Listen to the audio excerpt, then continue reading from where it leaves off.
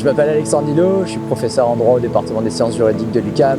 Je m'intéresse aux questions de droit de l'environnement et en particulier aux questions de gouvernance de l'eau et de gestion de l'eau dans un contexte canadien. Je suis Marie-France Fortin, je suis professeure adjointe à la section de droit civil de la Faculté de droit de l'Université d'Ottawa.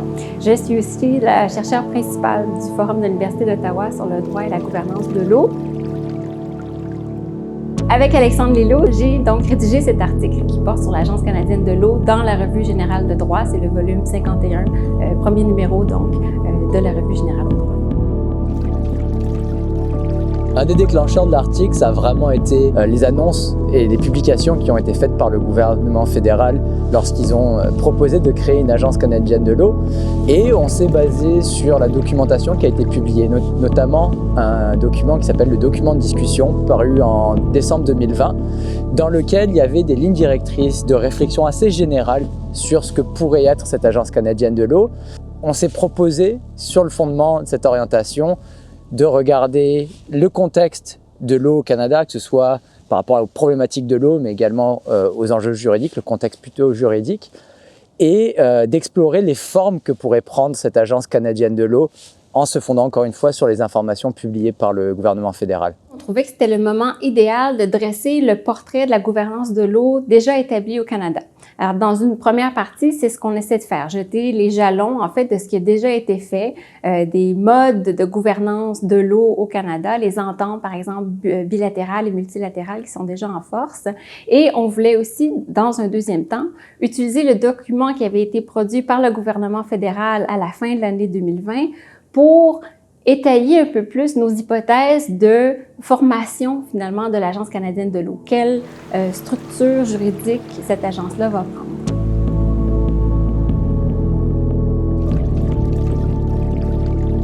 La mission de cette agence n'est pas encore claire. Il y a eu, somme toute, assez peu de communication officielle sur ce que serait l'agence de la part du fédéral. Il y a eu beaucoup de communication sur ce que ça pourrait être, notamment au travers de consultations publiques.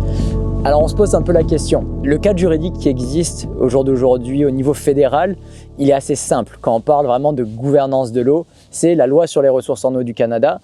C'est une loi qui date donc des années 70, qui est ancienne, qui a été critiquée à plusieurs égards et qui n'a pas été vraiment modernisée depuis. Mais on a la politique fédérale de l'eau, qui est un texte qui date de 1987 et qui donne une ligne directrice à la question de la gestion de la gouvernance de l'eau au niveau fédéral. C'est malheureusement une politique qui n'a pas vraiment été appliquée, qui n'a pas été vraiment suivie, quand bien même elle avait le bénéfice de proposer des orientations assez innovantes en matière de gestion de l'eau qui seraient toujours pertinentes aujourd'hui. Il y a d'autres textes législatifs au niveau fédéral qui ont une incidence pour le coup indirecte sur les questions de gestion et de gouvernance de l'eau. On a par exemple la loi sur les pêches qui va se préoccuper de la protection d'écosystèmes de milieux aquatiques à certains égards. On a la loi sur les eaux navigables qui va également pouvoir permettre la protection de certains cours d'eau dans certaines conditions. Et on a aussi potentiellement la loi d'évaluation d'impact qui va permettre de protéger ou en tout cas d'évaluer l'impact de certains projets potentiels sur les cours d'eau. Alors ça, c'est des outils au niveau fédéral que peut mobiliser le gouvernement pour protéger les cours d'eau, mais qui ne permettent pas nécessairement d'avoir une approche harmonisée ou une approche transversale de la protection et de la gouvernance de l'eau. Le rôle de l'Agence canadienne de l'eau dans ce paysage législatif au niveau fédéral, il est encore un peu ambigu. Il y a plusieurs alternatives, il y a plusieurs possibilités qui existent d'un point de vue juridique et juridictionnel également. Ça pourrait être un rôle assez basique de coordination des efforts interministériels. Ou alors on pourrait envisager, et juridiquement c'est possible, politiquement ce sera beaucoup plus compliqué, mais une agence avec un mandat ou des pouvoirs qui vont regrouper l'action intergouvernementale. Puis on peut penser, donc au fédéral bien entendu, aux provinces, aux territoires, potentiellement aux municipalités, aux communautés autochtones. Et là, ce serait vraiment une approche très ambitieuse, mais on sait que la création de structures intergouvernementales, elle est tributaire d'un effort politique important et compliqué. Plusieurs ministères fédéraux sont déjà impliqués dans la gouvernance de l'eau et une centralisation administrative au sein de l'Agence canadienne permettrait peut-être une meilleure coordination, en fait, interministérielle. Ça, ce serait une option. Toujours en restant au simple niveau du palier fédéral, on pourrait assister aussi à une centralisation vraiment le national, où là, constitutionnellement, évidemment, il y aurait des enjeux assez importants, mais où le fédéral, par exemple, en invoquant son pouvoir de paix, ordre et bon gouvernement, les dimensions nationales de ce pouvoir-là, invoquerait donc cette nouveauté, si on veut, depuis le renvoi sur la tarification sur le carbone, là, pour instaurer l'Agence canadienne de l'eau, lui donner une assise juridique constitutionnelle où là, on aurait vraiment une centralisation au niveau fédéral.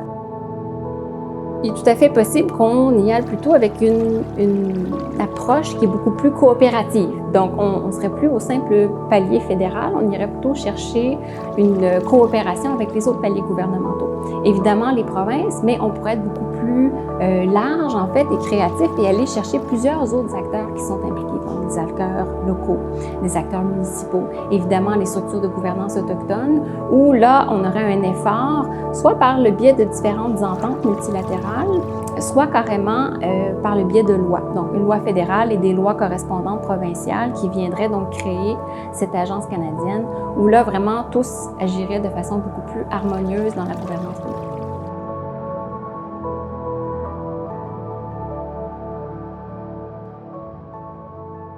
La Constitution n'octroie à personne spécifiquement de juridiction en matière d'eau. Alors, les chefs de compétences qui sont énumérés dans la Constitution ne parlent pas de l'eau. Et évidemment, chacun des deux paliers, donc fédéral et provinciaux, va avoir un mot à dire en matière de gouvernance de l'eau. Alors, au niveau fédéral, par exemple, la compétence en matière de droit criminel pourrait être invoquée. Comme on en parlait aussi, la dimension nationale, donc la dimension de l'intérêt national.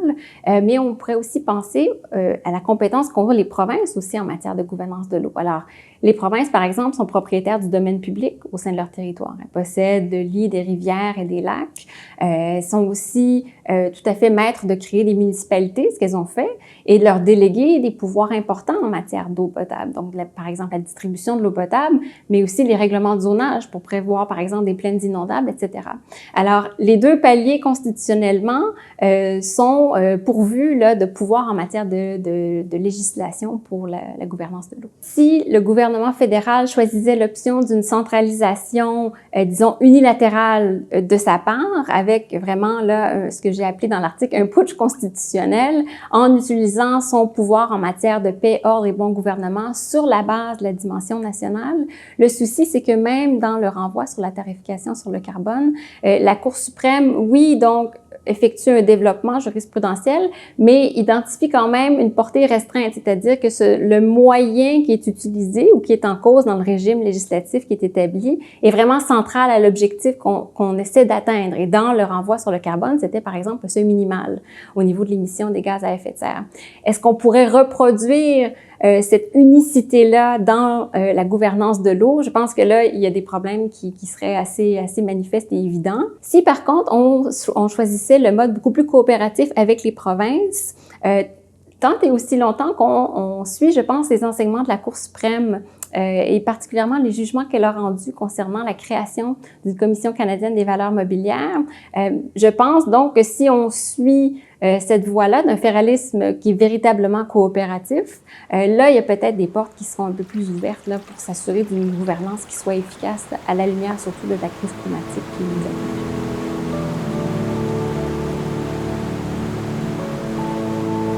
On a la chance au Canada d'avoir beaucoup d'eau, d'avoir des réserves en eau très importantes, mais c'est quelque chose qu'il faut quand même relativiser. Il y a des enjeux en termes d'accès. On peut penser aux enjeux de pénurie qu'on connaît notamment dans certaines régions des prairies. On a des enjeux de pollution qu'on connaît notamment dans les Grands Lacs. Et donc au final, ce constat un peu idyllique de l'eau au Canada, il faut vraiment qu'il soit relativisé. Et le fait de créer ce genre de structure et de penser à comment elles peuvent s'intégrer dans le système juridique canadien va vraiment permettre de créer un filet de sécurité et de gérer ces différents enjeux qui existent déjà en fait, mais qui vont se développer et qui vont être de plus en plus importants, notamment quand on pense à l'impact des changements climatiques. Les enjeux politiques et juridiques vont aller main dans la main. Ici, je pense que ça va être en fait de servir l'intérêt public. La crise climatique, ça nous touche tous, ça va impacter les générations futures et il faut espérer là, que du côté politique, on ait cette volonté de faire fonctionner une gouvernance beaucoup plus efficace de l'eau.